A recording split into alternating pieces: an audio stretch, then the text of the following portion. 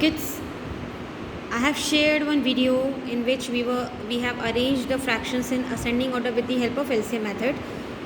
Again, here I am explaining you that how we will arrange the set of given fractions into descending order. The procedure is same, just the first we have to take the LCM, then we will equate we will make the denominators, each denominators equal to the LCM, and then we will compare the numerator, and on the basis of that we can arrange the fractions in ascending order or descending order, in any order, whatever order you want to arrange them. So first of all, the denominators are 10, 15 and 6 and 30. So I have to find out the LCM of 10, 15, 6 and 30. It will be, you can see the biggest number is 30, and 30 comes in the table of 6, in the table of 15, in the table of 10 also. So the LCM here will be 30. Now take the first fraction. First fraction is 3 by 10. So I have to make 10 equals to 30. So I will have to multiply 10 by 3. When the denominator is getting multiplied by 3, so the numerator will also be multiplied by 3. So the answer will be 9 upon 30. This is our first fraction. Now the second fraction which was given is 7 upon 15. Now 15 has to be converted into 30. So 15 will be multiplied by 2, because when we will multiply 15 by 2, so we will get 30. When denominator is getting multiplied by 2, so the numerator will also be multiplied by 2. So the answer will be 14 upon 30. Fine. Then the third fraction is 5 upon 6.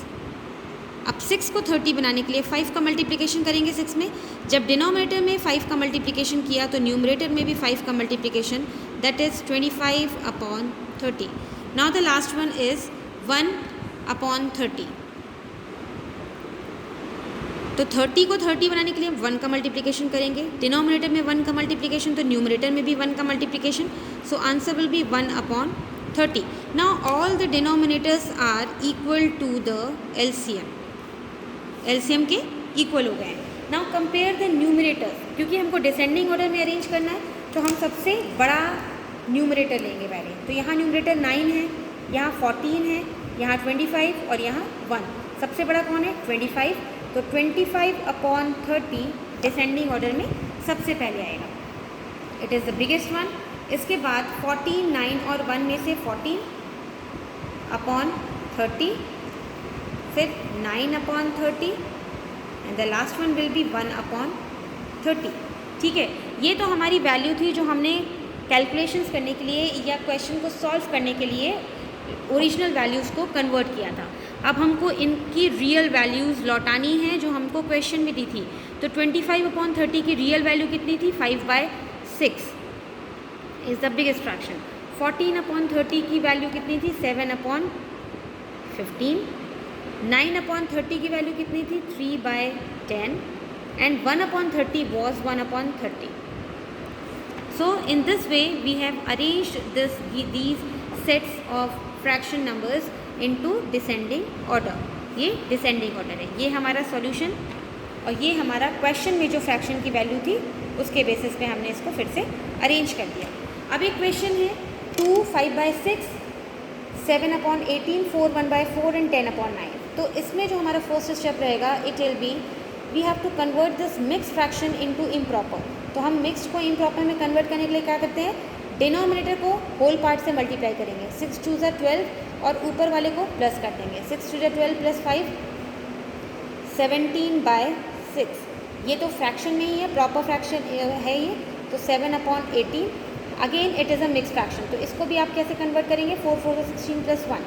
So 17 by 4 and the last one is 10 by 9. अब हम इसको क्या करेंगे? Arrange करना है. मतलब वो arrange तो हम बाद में करेंगे. अभी हमको क्या निकालना है? LCM of the denominator. LCM of 6, 18, 4 and 9 is. अब हम इसमें किसकी टेबल पढ़ें? सबसे बड़ा नंबर इसमें कौन सा दिख रहा है हमको? 18. तो 18 की टेबल ही पढ़ते हैं. 18 1 ज़ा 18. 4 की टेबल में नहीं आता है, 9 और 6 में तो आता है. 18 1 ज़ा 18, 18 2 ज़ा 30, 36, 18 टू ज़ा 36, तो 36 सारी टेबल में आता है, 36 हमको सारी टेबल में मिलता है, 6 में भी 36 आता है, 4 में भी आता है और 9 में भी आता है, तो LCM इज़ व्हाट 36। अब हम फर्स्ट फ्रैक्शन लें अपना 17/6, 6 को 36 बनाने के लिए हम किसका मल्टीप्लिकेशन करेंगे, 6 का, नीचे डिनोमिनेटर में 6 का मल्टीप्लिकेशन तो ऊपर भी 6 का मल्टीप्लिकेशन, तो इसका आंसर कितना आ जाएगा 102 and the denominator will be 36 equal to the LCM. Then the next fraction 7/18, 18 को 36 बनाने के लिए हम किसका मल्टीप्लिकेशन करेंगे 2 का, तो ऊपर नीचे डिनोमिनेटर में 2 का मल्टीप्लिकेशन होगा, सो answer will be the product will be 14/36. Now the next one is 17/4, 4 को 36 बनाने के लिए हम 9 का मल्टीप्लिकेशन करेंगे, 9 का मल्टीप्लिकेशन डिनोमिनेटर में, तो न्यूमरेटर में भी हम किसका मल्टीप्लिकेशन करेंगे 9 का. Now you have to just take care of the product, so it is 153 and 36, 153/36. Now the last fraction is 10/9, 9 को 36 बनाने के लिए किसका मल्टीप्लिकेशन करेंगे 4 का, तो न्यूमरेटर डिनोमिनेटर में 4 का मल्टीप्लिकेशन होगा, तो 40/36. Now just you have to check whether all the denominators are same, are equal to the LCM और नॉट, तभी हम क्या कहेंगे लाइक फ्रैक्शंस, क्योंकि हम हमेशा कंपेयर कर सकते हैं लाइक फ्रैक्शंस को, कंपेयर करना, ऐड करना, सब्ट्रैक्ट करना, जब भी हमको फ्रैक्शंस का एडिशन सब्ट्रैक्शन कंपैरिजन करना है तो वो लाइक फ्रैक्शंस होंगे तभी हम कर सकते हैं, नहीं तो नहीं कर सकते, थोड़ा प्रॉब्लम होगी. Now these all are like fractions. अब हमको डिसेंडिंग ऑर्डर में अरेंज करना है, मतलब सबसे बड़ा वाला फ्रैक्शन 102, 153, 14 और 40, तो 153 सबसे पहले आएगा, 153/36 सबसे बड़ा, then 102/36 and then 40/36 and then 14/36. अब ये फ्रैक्शंस कौन कौन से थे, 153 का फ्रैक्शन क्या था 17/4 ग्रेटर देन, 102 का फ्रैक्शन क्या था 17/6, 40 का फ्रैक्शन क्या था 10/9 और 14/3 का फ्रैक्शन क्या था, 14/36 का फ्रैक्शन क्या था 7/18. ये थे फ्रैक्शंस. अब इन फ्रैक्शंस को हमको मेन क्वेश्चन में लेके जाना है कि इनमें से कौन कौन से फ्रैक्शन मिक्स्ड फॉर्म में दिए थे, क्योंकि जो भी इम्प्रॉपर हैं वो मिक्स्ड फॉर्म में दिए थे.